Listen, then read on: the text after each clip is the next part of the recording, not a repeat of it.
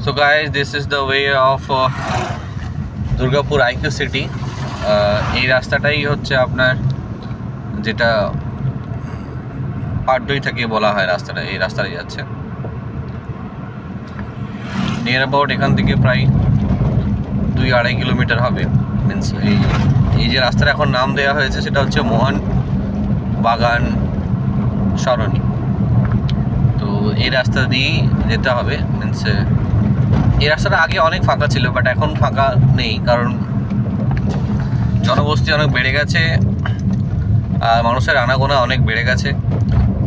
জায়গায় জায়গায় দেখতেই পাচ্ছেন যে আপনারা দুর্গাপুর আইকিউ সিটির ব্যানার, হেডিং, বোর্ডিং, লিফলেটিং সব দেখতে পাবেন। রাস্তা খুবই ব্যস্ত, ওয়ান ওয়ে, যেহেতু সিটি সেন্টার, বি জোন, এ জোনের অনেক লোক যারা আছেন যারা এই রাস্তা দিয়ে যাতায়াত করেন বাইক নিয়ে। তো ডে টাইম ইটস কোয়াইট অনেকটাই যাতায়াতের জন্য ইটস ভেরি গুড, বাট ইভিনিংয়ে প্রায় 7টা-8টার পর একটু ফাঁকা হয়ে যায়, তখন পুলিশের গাড়ি টহল মারে। ক্যাম্পাস যেতে গেলে অধিকাংশ ছেলে মেয়েদেরকে এই ক্যাম্পাস, মিনস যারা বাইরে থেকে আসে বা যারা 4 হুইলার নিয়ে আসে তাদেরকে এই রাস্তাটা নিতে হয় ফর দুর্গাপুর আইকিউ সিটি। যদি তারা বাইরে আসতে চায়, আর যদি ভেতরে আসতে চায় তাহলে ওই বিজন থেকে আপনাকে আসতে হবে। তো দিস ইজ দ্য রোড যেটা টুয়ার্ডস কানেক্ট হয়েছে আমাদের Durgapur IQ city hospital and medical college.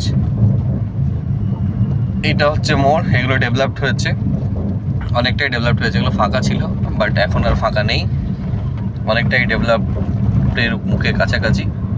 জায়গা অনেক বিক্রি হয়ে গেছে। এইসব জায়গা যেগুলো দেখতে পাচ্ছেন, পাশে যে বিল্ডিং দেখতে পাচ্ছেন, এই বিল্ডিংগুলোও কিন্তু এই যে পুলিশের গাড়ি টহল দিচ্ছে দেখতে পাচ্ছেন।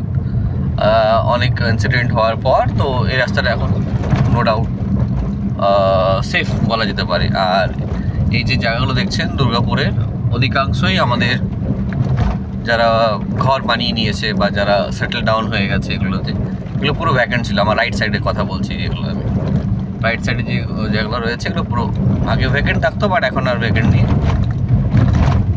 এই রাস্তাটাই সরাসরি আমাদের ডাইরেক্ট ক্যাম্পাসে গিয়ে মিলিত হবে, মিনস কানেক্ট হবে।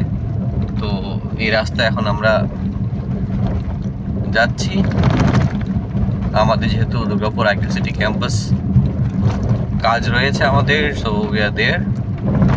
আমরা এই রাস্তা দিয়ে যেতে যেতে ক্যাম্পাস কতটা, মিনস আজকে লাইভ ডেমনস্ট্রেশন দিলাম যে রাস্তাটা কেমন। আপনারা অনেকেই জিজ্ঞেস করেছেন বা কিভাবে আসতে হয়, তো এই রাস্তাটা আমি আপনাদেরকে ওই জন্য লাইভ